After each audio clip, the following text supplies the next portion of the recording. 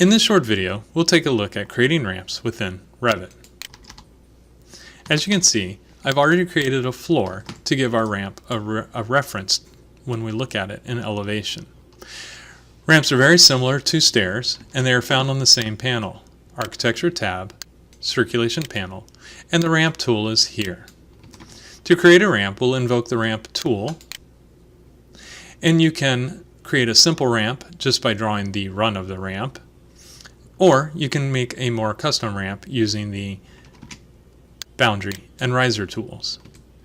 The run can either be a straight run or a curved run.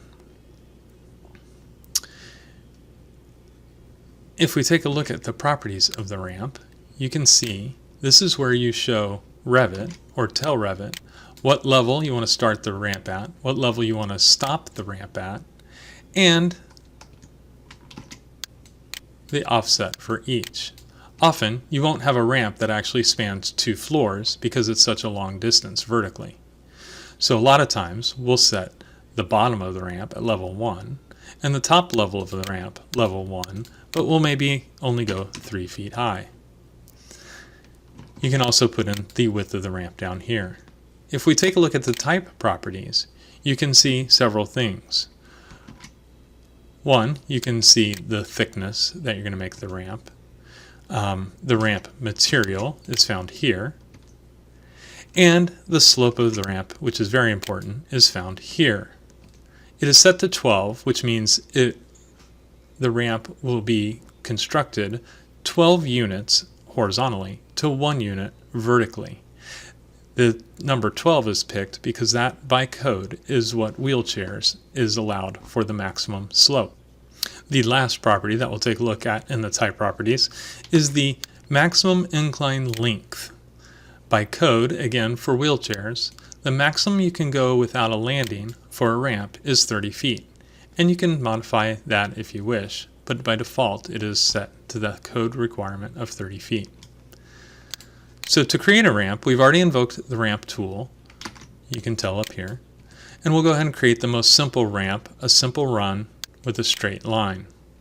We'll go from level 1 to level 1 with 3 feet above. I'll left click and I'm going to zoom in so we can take a look at this ramp. And as I drag to the right, you can see the outline of the ramp that will be created for the maximum of 30 feet.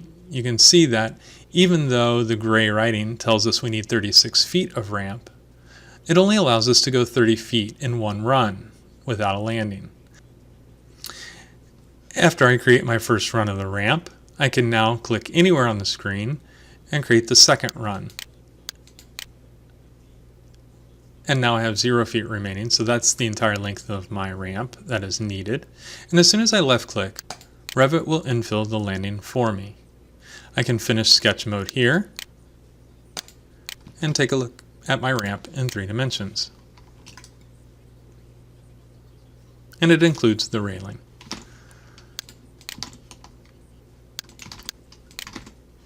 So we'll take a look at a curved ramp and then a custom ramp. And we'll keep the 3D view screen open so we can take a look as we build them. Zoom in here. We'll go back to our ramp tool. We'll still select run, but this time we'll select a curve. You select the center of the curve and then the start of the ramp, and you drag to the end of the ramp. And we still have some more remaining. I need to change this back to level 1, so we still now have 6 feet. I'm going to pick the center. I'm going to snap to the center of this, and then I'll start here and finish there. Finish my sketch. And you can see the curved ramp there with the landing. And lastly, let's take a look at a custom ramp.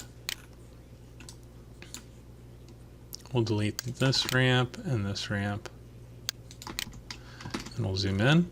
Again, the ramp tool. We'll still start with the run. This is how I do it. I think it's faster to create a custom ramp by starting with a traditional straight run ramp. Again, we're going to need 2 runs, and I'll just put them in a straight line. Once I have this, I have the sketch of the ramp. The green lines are the boundaries, and the blue line is the run. So I can get rid of the boundaries here. And let's keep in mind that this portion is the landing. And now we can create the boundary, and maybe I will put an arc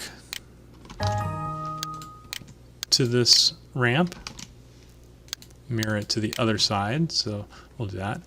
And then we can draw the boundary maybe straight at the landing.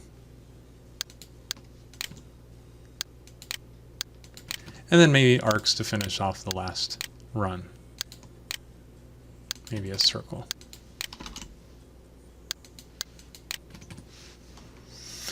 And so now we can finish that sketch mode, and you can create any shape of ramp that you wish.